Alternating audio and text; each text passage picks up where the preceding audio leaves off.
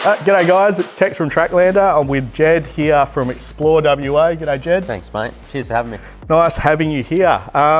Look, just a general catch up with one of our favourite customers. Jed's been using us for quite a while. Now, remind me, how long have you been a Tracklander user? Yeah, 12 years now, yeah. I'm definitely not the longest. No, that's right. I've had someone in here the other day that had a vehicle well over 20 years old that he had set up, and for me, pretty new to the business. It was really awesome to see how far back those roots go. Some of those adventures going back to then. Tell us a little bit about Explore WA and the trips you've been on over the years. Yeah, mate, I've travelled some country. We do predominantly, it's just WA stuff. So, but multiple times on the Canning Stock route, out through the remote Bulgari track. We go through the Great Victoria Desert, Lemberdells roads, you know, these real remote, rugged, isolated outback roads is where we try to focus our business. And they cover a lot of country and a lot of harsh country. And if you don't have the gear that's up to the task, it's just not going to come back in one piece. And luckily, we've always been back in one piece. Beautiful. I think that goes a long way to speaking for the reliability. And, you know, you need that when you're not only running a business, but, you know, trying to support people on their journey along the way as well. Things like firewood, put a lot of firewood. What was the roof rating on the Tracklander roof racks again? Depending on the rack, we got anywhere up to a couple of 100 kilo on our largest 2.2 metre rack, which you've got fitted out. Yeah, that's what I have on the 200. I might have exceeded it a couple of times, sorry. That's probably pretty common for most vehicles out there. But look, that said, I have not even had to put a spanner on that rack in all the years that I've had it, or any of the racks I should say, other than getting them on and off the car if I needed to. So, yeah. I'm sure on some of those trips as well, you've seen a few horror stories when it comes to rooftop storage. Yeah. Is there anything you can tell us about? Yeah, well, naturally people want to put stuff on the roof and get it out of the cab of the car. We've had probably 6 instances I can think about. The Canning Stock route, I'll use that as a great example because it's, you know, 1,800 kilometres of punishing sort of track. It's corrugated, you know, it's rough, and it's generally the aftermarket accessories that are always coming off vehicles, whether that be, you know, an awning falling off or a roof rack coming loose or spotlights falling off. It's generally the aftermarket industry where it sort of gets let down. One thing I can say is that with roof racks, particularly with how much, you know, they naturally are sitting on the vehicle and vibrating around, they're probably more susceptible to it. But yeah, that's probably one of the biggest things that I've found in terms of stuff coming off on cars on those remote trips. It's bolts rattling loose and, you know, then flogging out threads and things like that. And just, yeah, sometimes you've got to keep a couple of straps handy to hold the whole show back together. Yeah, true. True. Look, we mostly, when people think about Tracklander roof racks, they think of strength and the durability and reliability of them.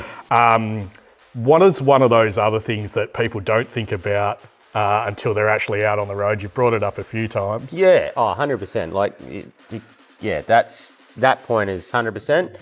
It probably doesn't need any more time spent on it because we just know that for a fact. They are tough.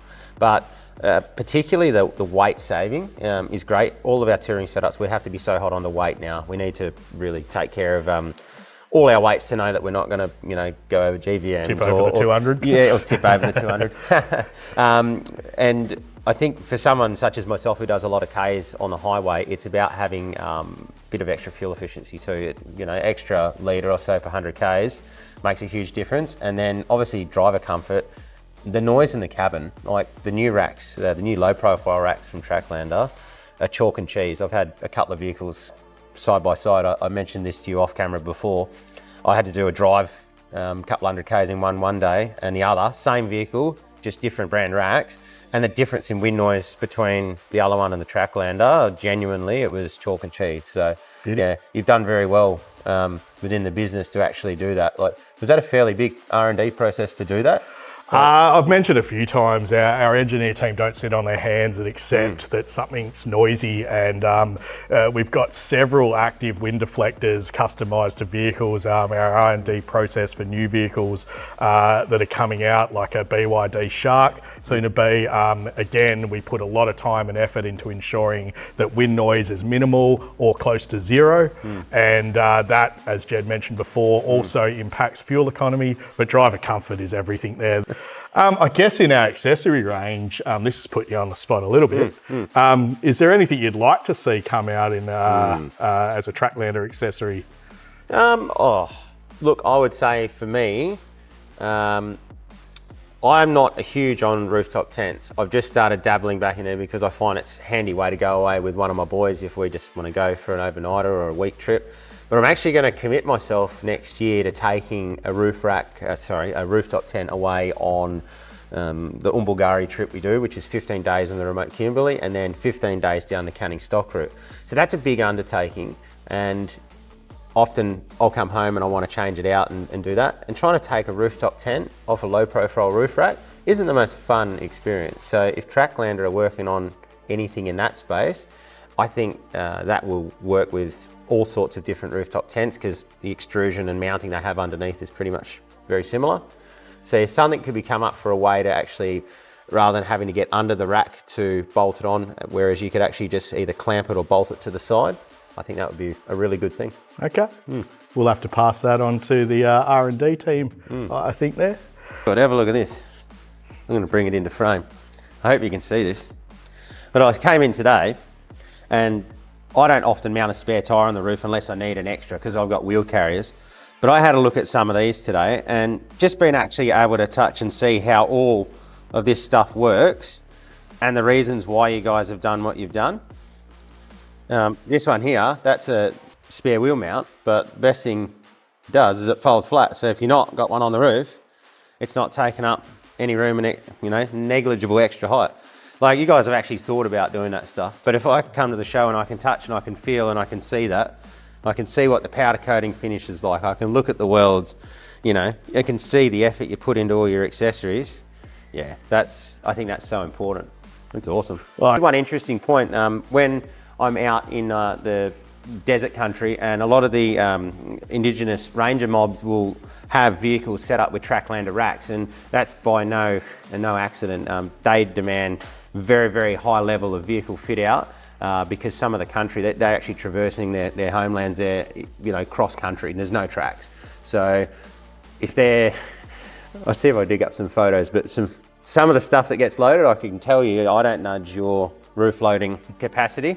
Some of those do, and the amount of swags and other bits and bobs on a Tracklander roof rack that you see, climbing over sand dunes and all sorts, speaks for itself.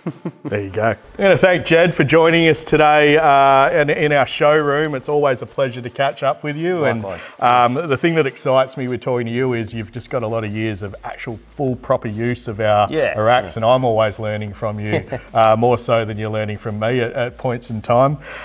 If you want to know more about the Tracklander roof racks, it's a product I absolutely love. We pride ourselves on being the lowest, the lightest, the strongest and the quietest roof rack. It's all backed by a 5-year Australian warranty. You can find us at www.tracklander.com.au. Also, you can catch up with Jed on his Explore WA. We'll put the links down the bottom. But Jed, if anyone wants some actual real world experience and advice on it, drop me an email. Yeah, you won't get a sales pitch from me, but what you will get is honest feedback, and you can ask about some of the stuff I've done, or if you've got a question that I can answer. But yeah, happy to do so. But yeah, I really do stand behind these guys' products. They put a bit of effort into them, and it's never let me down. So how can you go wrong? Beautiful. Thanks for your time, Jed. Thanks, mate. Always a pleasure. Appreciate it.